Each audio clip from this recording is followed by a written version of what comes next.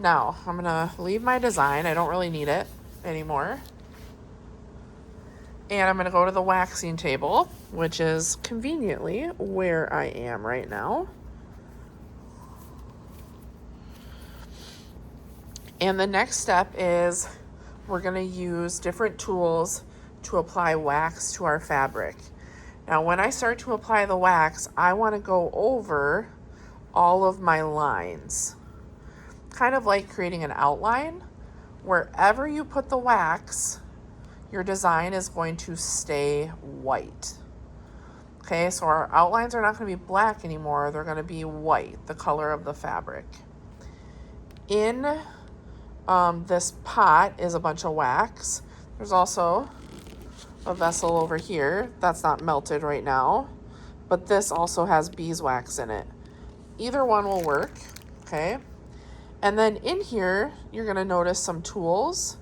These are called chanting tools. They are used to spread the wax in a nice line. So here's one that is not hot, but you'll notice there's a hole on the top for the wax to go in. And then this little spout is what the wax is going to come out of.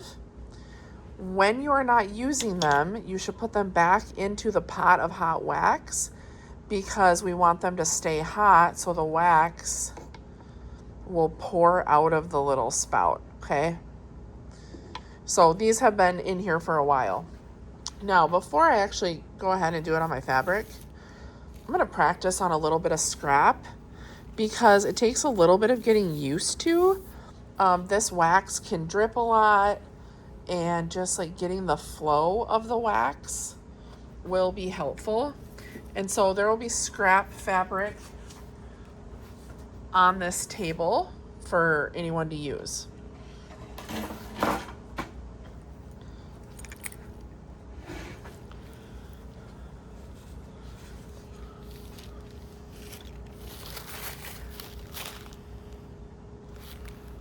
Before I pull this out of the wax, you want to have a little paper towel, because this is gonna like catch my wax so it doesn't drip on my fabric.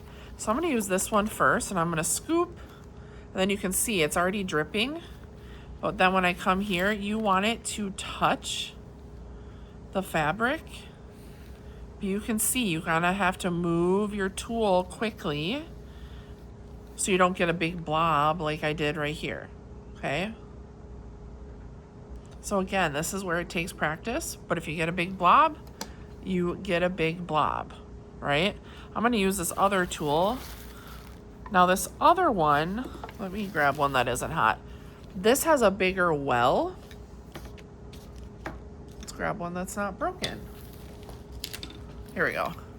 This has a bigger well for wax, but I think the spout is thinner. And so it's good to practice both to find which one you would prefer to use.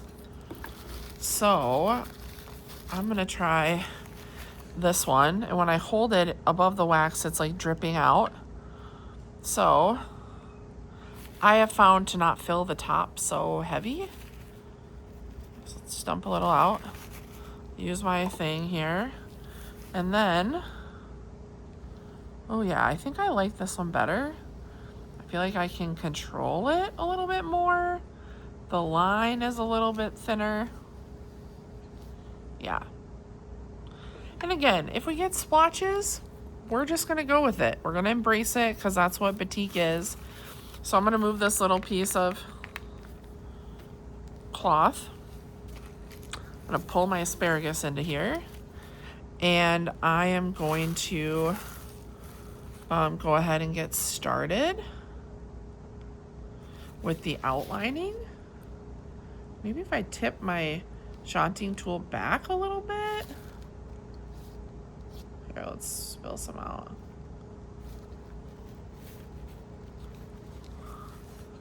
Okay, let's just, oh, I already got a splotch on there.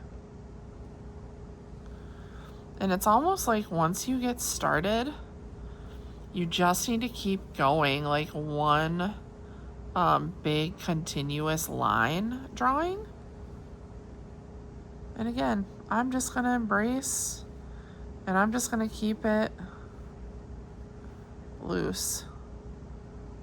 Yep, like I already might have more white than I want, but that's okay. And I'm not gonna care if I get it on my like embroidery hoop, whatever. But I am moving pretty quick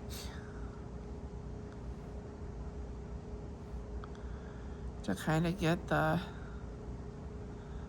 outline that I need. Let's see.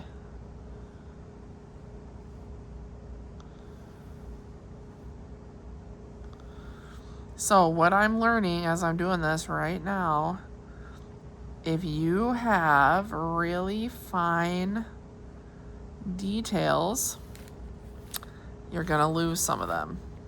And I think you just have to embrace that, because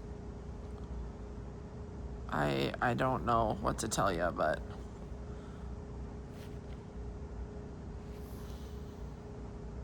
I feel like my wax is getting cold, so I'm gonna dip it back in here.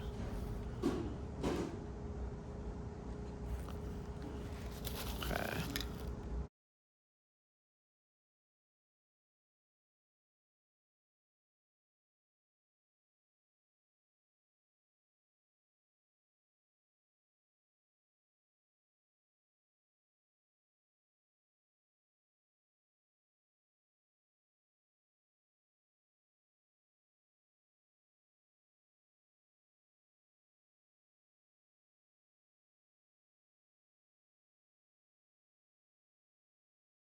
Now, I should have said, if you don't wanna like use the jaunting tool, or you find like that's really hard, I also have a bunch of brushes. Now these have been used with wax, so they're really hard right now. But let's pull my random fabric over here. If you put it into the wax and you give it a moment, they're gonna heat up, okay? They're gonna become flexible again. And this will just give you different textures.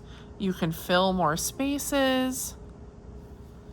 I could use just the edge and I could paint all my lines if I wanted to. You know, maybe I'm just doing some like dots or lines in the background. But there's all different sizes.